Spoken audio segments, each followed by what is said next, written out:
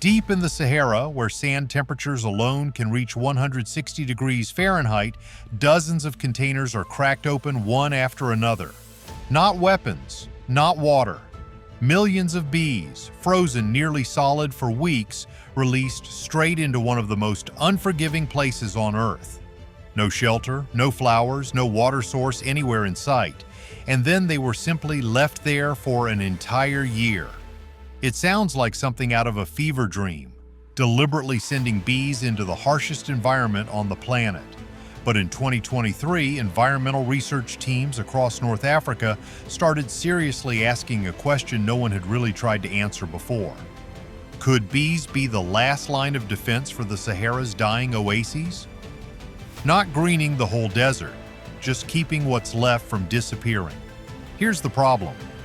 Bees start dying when hive temperatures climb above 40 degrees Celsius. Saharan summers regularly push close to 50 in the shade, so why send them in at all? When the first colonies were released near Saharan oases, researchers expected heat to be their biggest enemy. It wasn't. The bigger problem was silence. No flowers, no consistent pollen sources, no food network to tap into. A healthy colony can require millions of flower visits a year just to keep ticking. But across much of the Sahara, after a few weeks of hot, dry wind, the thin strip of vegetation clinging to the edge of an oasis can nearly vanish entirely. And when that happens, a loop begins, one that's incredibly hard to break. Fewer plants mean fewer bees. Fewer bees mean less pollination. Less pollination means fewer seeds. Fewer seeds mean fewer plants the following season. Scientists call this a pollination collapse spiral. And the terrifying thing about it is that it doesn't announce itself. There's no explosion, no single dramatic moment where everything falls apart. A field still looks green. An oasis still holds water.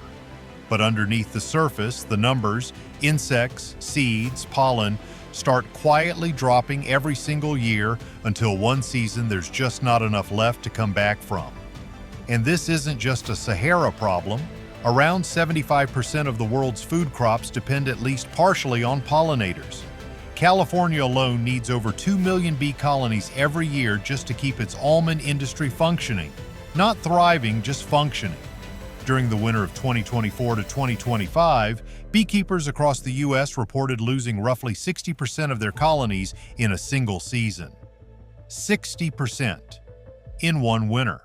In parts of Western China, things have already crossed a line most people don't even know exists.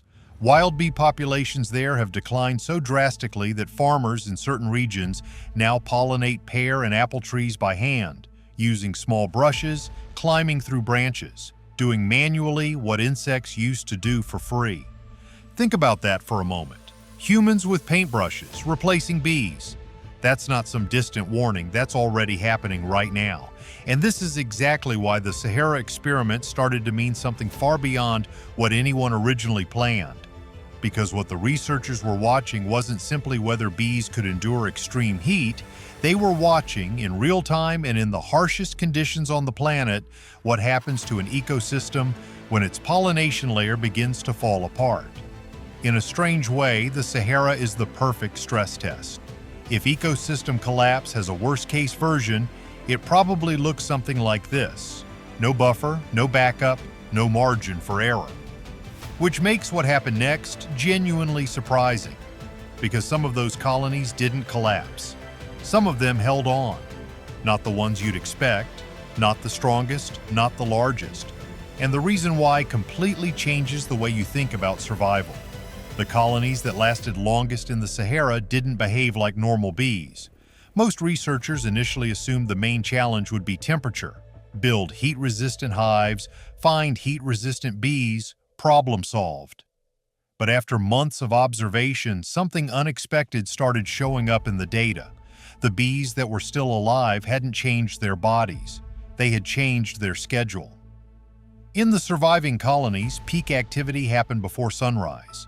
Flight nearly stopped altogether during midday. Then they came back out in the late afternoon and into early evening, sometimes even after dark. In other words, they stopped fighting the sun. They started working around it. If that sounds familiar, it's because almost every animal that survives in the desert does exactly the same thing. Fennec foxes hunt at night. Scorpions stay buried under sand during the day. Desert gazelles cut their movement down to almost nothing when the sun is at its peak. They don't try to beat the heat. They avoid the hours it exists. Nobody expected bees to do this. Bees are daytime insects. That's practically part of their identity. And yet, thermal cameras set up near oasis zones in Algeria recorded sand surface temperatures exceeding 65 to 70 degrees Celsius during the day. But just a few hours after sunset, that same ground dropped by more than 25 degrees. That window, that 2 or 3 hour stretch between when the sand cools and when the desert night gets too dark, is when life moves. That's the survival window. And it turns out the plants already knew this. Some desert flowers in the region were opening later than usual, holding their pollen longer, releasing stronger scents after dark, essentially advertising to pollinators that they were open for business at night. The bees and the flowers had independently shifted to the same schedule without any coordination, without any outside intervention. Just two organisms solving the same problem the same way. This is when the experiment started asking a completely different question. A recent review of arid ecosystem data found that nocturnal pollinators play a significant role in nearly 90% of dry ecosystems studied. 90%. And most of that activity happens while humans are sound asleep. We've been studying desert ecosystems for decades, setting up cameras, collecting samples, publishing papers, and we've been doing most of it during daylight hours. Which means we may have been systematically missing half the story. The Sahara was never a dead ecosystem. It's an ecosystem running on a schedule we weren't watching. And that realization quietly changed everything about the experiment. It stopped being a story about whether bees could survive somewhere extreme. It became something far more uncomfortable. How long have we been wrong about how the desert actually works? Here's the part nobody expected. The colonies that lasted the longest weren't the biggest. They weren't the most productive. They weren't the most aggressive defenders of their hive. They were smaller, more scattered, quieter, lower output, less honey, less of everything we'd normally use to measure a colony's success. On paper, they look like the weak ones, but in the Sahara, being optimized turned out to be a liability. Think about what a large colony actually demands. More water, more flowers, more energy, just to keep the hive cool enough to function. When heat stress drags on for weeks, those demands don't level off. They compound. And the colonies with the biggest appetites started collapsing first.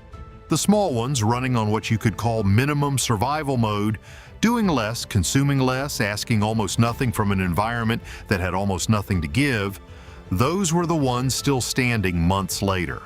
This is exactly how desert ecosystems have operated for thousands of years. Low consumption, no excess. Every calorie spent only when absolutely necessary. The desert doesn't reward ambition, it rewards restraint. And this is where the experiment starts to feel a little uncomfortable because we do the opposite of restraint constantly. For decades, humans have selectively bred commercial bees for maximum output, gentler temperament, higher honey yield, easier to manage at scale. We built the ideal agricultural bee, compliant, productive, efficient. And in doing so, we may have quietly stripped away the one thing that actually keeps a colony alive when conditions turn brutal. Varroa mite is a good example of what that looks like in practice. It's a parasite that attaches to bees, weakens them, and spreads viruses through an entire colony. It's been devastating commercial operations around the world for years, directly contributing to colony collapse events across North America, Europe, and parts of Asia. Most commercial colonies today simply cannot survive a Varroa infestation without human intervention, without treatments, without active management. Remove the beekeeper from the equation, and many of those hives don't make it through the season. Meanwhile, certain wild African bee populations, less domesticated, less optimized, considerably harder to work with, have shown meaningful resistance to that same parasite. Not immunity, but resilience. The kind that doesn't require an intervention schedule. The Sahara experiment didn't set out to make this point, but it made it anyway. The thing that survives longest isn't necessarily the thing built to perform best under ideal conditions. It's the thing that still knows how to function when conditions stop being ideal. And that gap between optimized and adaptable is growing wider, not just in bees. There's a version of this story that applies to almost anything. Supply chains built for maximum efficiency that snap under a single disruption. Cities designed for growth that can't handle a drought. Systems so streamlined they've lost the flexibility that would let them bend without breaking. The Sahara wasn't teaching researchers about bees, it was holding up a mirror. The most important survivors weren't the strongest. They were the ones that hadn't forgotten how to be small. After nearly a year, the Sahara did not turn green. No carpet of wildflowers across the dunes, no rivers cutting through the sand, no before and after photo that goes viral. And honestly, that was always the realistic outcome. Bees don't create water. They don't manufacture soil. They don't pull rainfall out of dry air. What they do, what they've always done, is stabilize whatever life is already trying to exist. They make fragile things slightly less fragile. That's the whole job. So what did a year of monitoring actually show? At several oasis sites, fruit-bearing rates among native trees went up.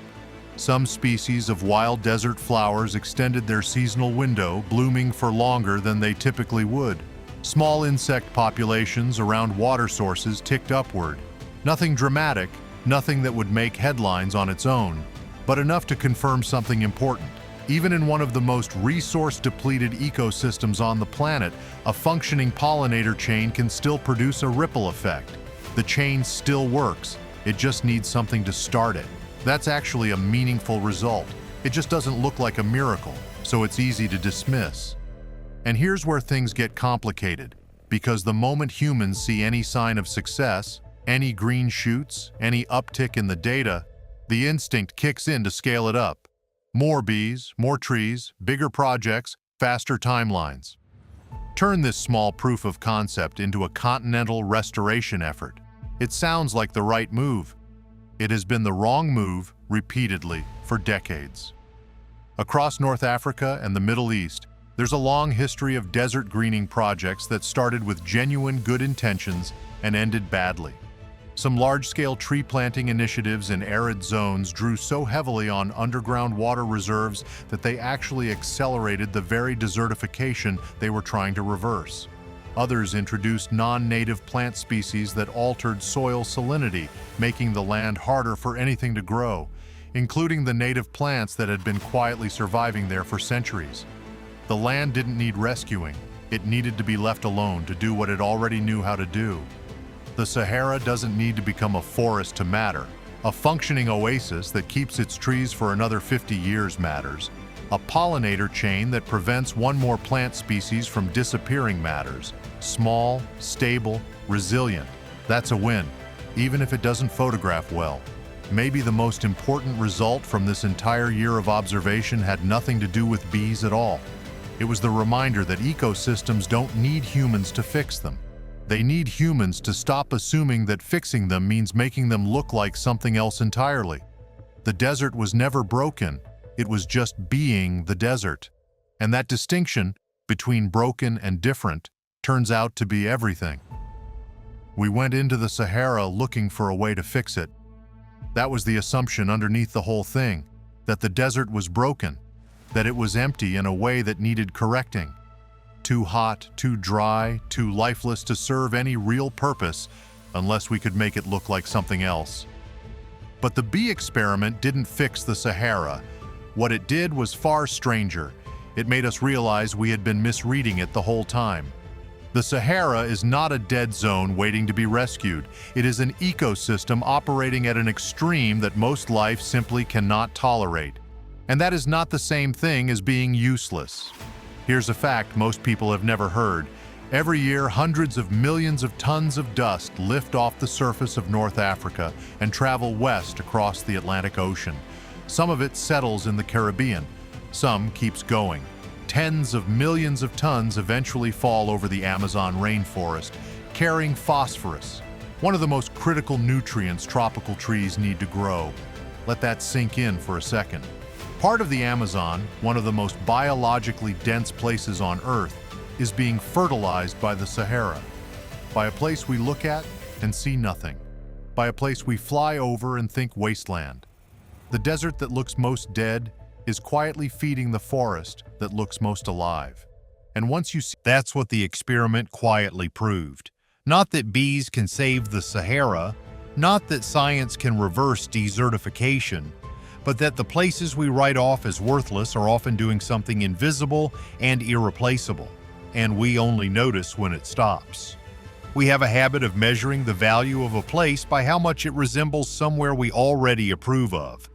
Green, lush, productive by human standards. The Sahara fails every one of those tests.